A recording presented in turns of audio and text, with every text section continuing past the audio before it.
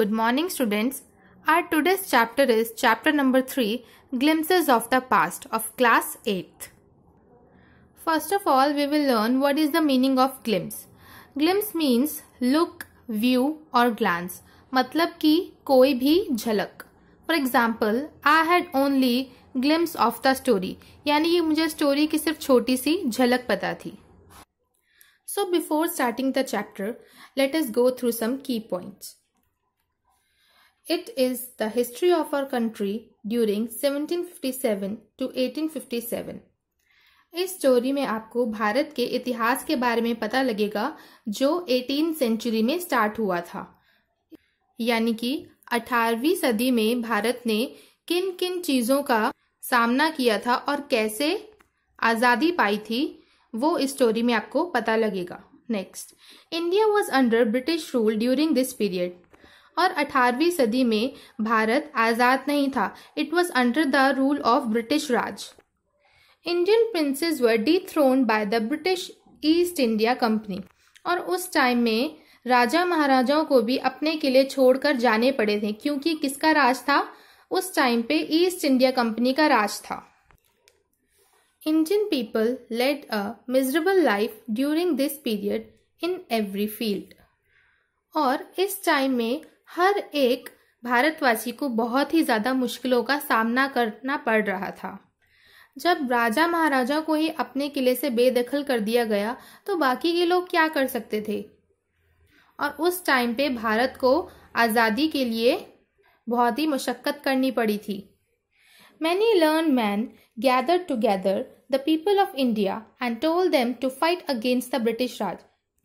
और इस अत्याचार को हटाने के लिए काफी लोग उठकर आए and they gathered the people of India. और उन्होंने भारत के लोगों को बोला कि हमें स्वराज चाहिए.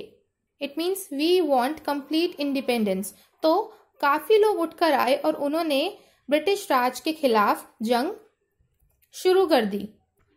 And the people started a rebellion. Rebellion means resistance movement against a government और रूलर. इट मीन्स कि किसी भी गवर्नमेंट और रूलर के खिलाफ क्रांति लेकर आना.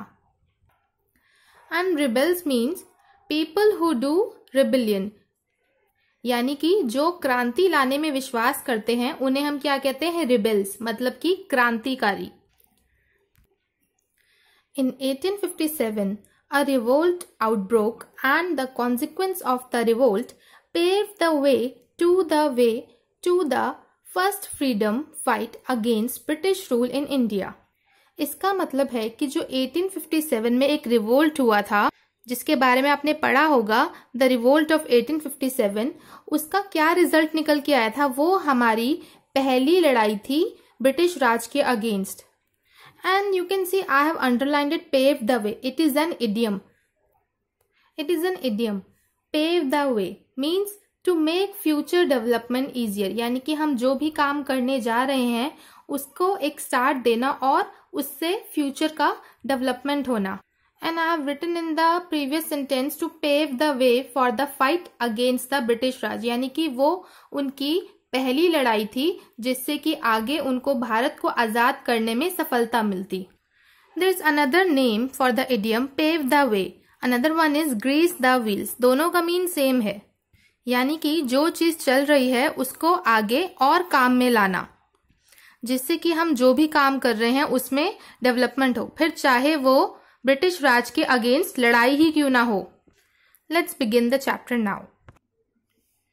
During 18th century, British East India Company was extending its power in worldwide. 18वीं सदी में क्या हुआ था जब ब्रिटिश राज चल रहा था? इट मीन्स जब उनकी ईस्ट इंडिया कंपनी अपनी पावर को एक्सटेंड कर रही थी. यानी कि वो बहुत ही ज्यादा पावरफुल हो गई थी, सिर्फ भारत में नहीं पूरे वर्ल्ड में. That time Indian princes were fighting each other. और उस टाइम में क्या हो रहा था? आपस में राजा महाराजा लड़ाई कर रहे थे. उस टाइम पे आपस में राजा महाराजा लड़ाई कर रहे थे. किसके लिए? किलों के लिए.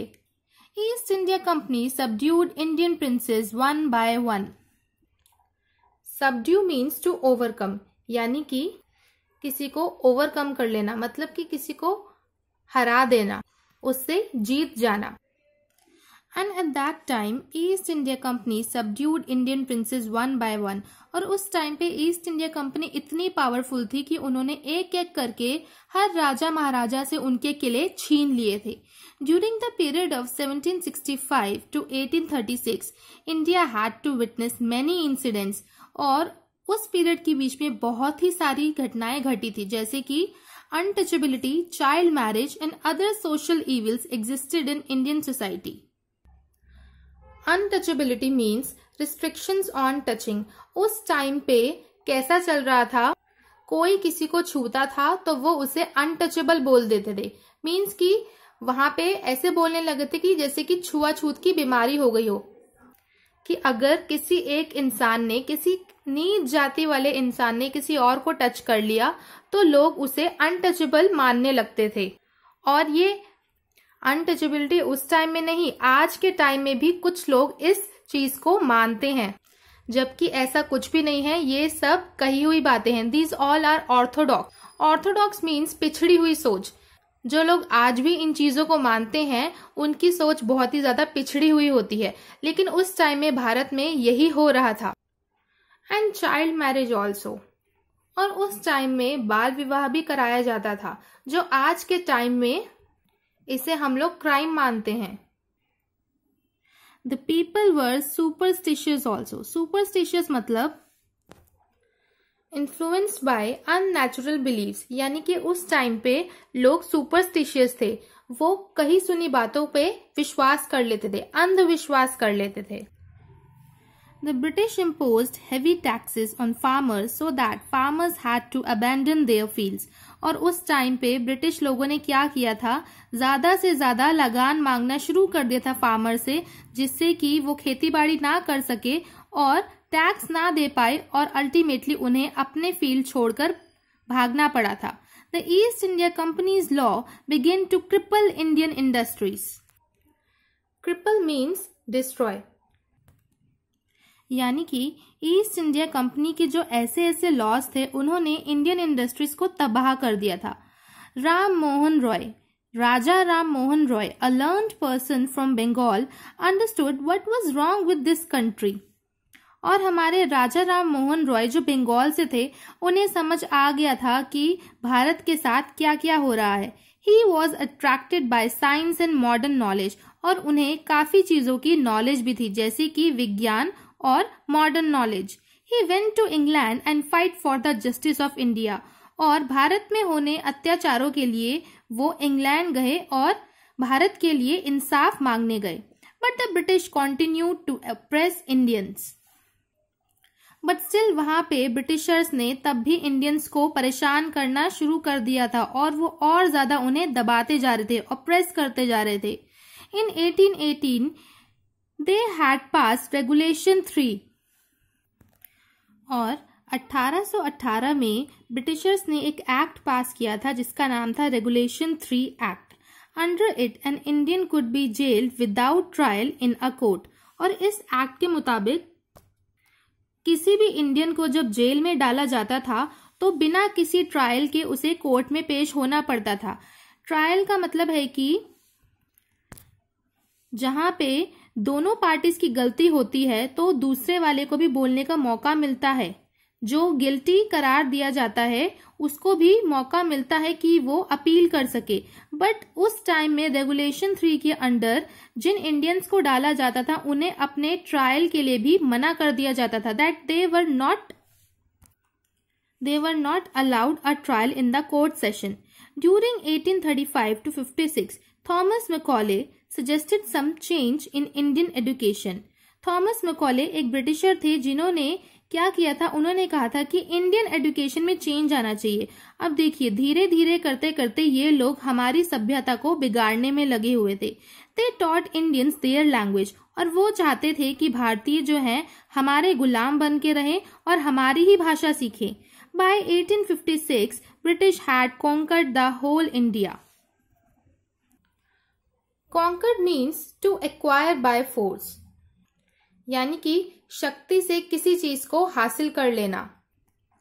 और 1856 तक ब्रिटिशर्स ने क्या किया था, उन्होंने पूरे भारत पे कब्जा कर लिया था. Some Indian soldiers in East India Company were ill pleased with the attitude of East Indian Company. और उस टाइम पे जो ईस्ट इंडियन कंपनी में भारत के सोल्जर्स थे उन्हें भी वो लोग परेशान करते थे। वो उन्हें कहते थे कि जो उनकी कार्ट्रिजेस होती थी, राइफल्स जो होती थी, उनपे काउ फैट से ग्रीस किया जाता था और उन इंडियंस को बोला जाता था कि इसे मुंह से खोलो। काउस तो हमारे लिए एक माता होती है और उस टाइम पे इंडियंस के लिए बहुत बड़ा पाप था, बट स्टिल ब्रिटिशर्स जानते हुए भी हम लोगों को ऐसे तरीके से ऑप्रेस कर रहे थे। A soldier named Mangal Pandey attacked the adjutant of his regiment and executed. Adjutant means assistant who helps a high-ranking officer. यानी कि एक एडमिनिस्ट्रेशन में एक लो असिस्टेंट जो होता था वो अपने ऊपर वाले हाई रैंकिंग ऑफिसर को हेल्प करता था।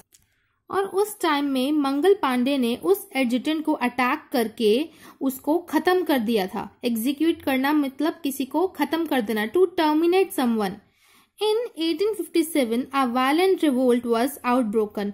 और 1857 में एक और रिवोल्ट हुआ जो कि मैंने आपको बताया इंडियन कार्ट्रिजेस वाला, जिसमें सोल्जर्स को फोर्स किया जाता था।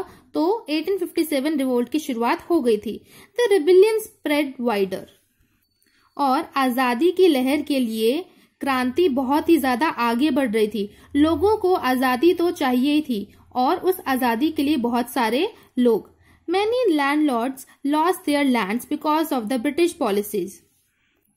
और आपने झांसी की रानी की मूवी में भी यही देखा था कि वो लोग कैसे ग्वालियर के किले को हथिया रहे थे। धीरे धीरे करते करते सारे लोगों ने अपनी जमीनें छोड़ दी थी। Many rulers like Begum Hazrat Mahal of Lucknow were bitter. और काफी रूलर्स जैसे Begum Hazrat Mahal, popular leaders like Maulvi Ahmadullah of Faizabad, Tantya Tope arouse the people of India to fight against British Raj. और ऐसे लोगों ने क्रांति लानी चाहिए थी।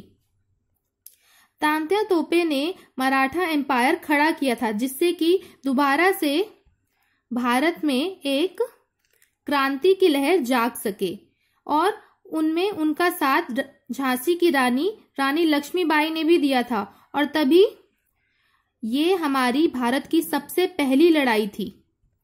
अगर इन लोगों ने हमारा साथ नहीं दिया होता तो आज आप और हम जैसे लोग इन्हीं की भाषा पढ़ रहे होते और हमें अपने इतिहास के बारे में कुछ नहीं पता लगता। That is why the chapter is named as glimpses of the past. हमारे पुराने इतिहास के ग्लिम्स के बारे में, पूरी झलक के बारे में हमें बताया गया है कि कितने लोगों ने हमारी आजादी के लिए अपनी जान दी, अपने आप को कुर्बान कर दिया, ताकि आज आप और हम बैठकर यहाँ पर अच्छे से इन सब के बारे में जान रहे हैं। And we all are proud to be Indian. So I guess आपको चैप्टर बहुत अच्छा लगा होगा। And if you have any queries you can ask me in the comment section.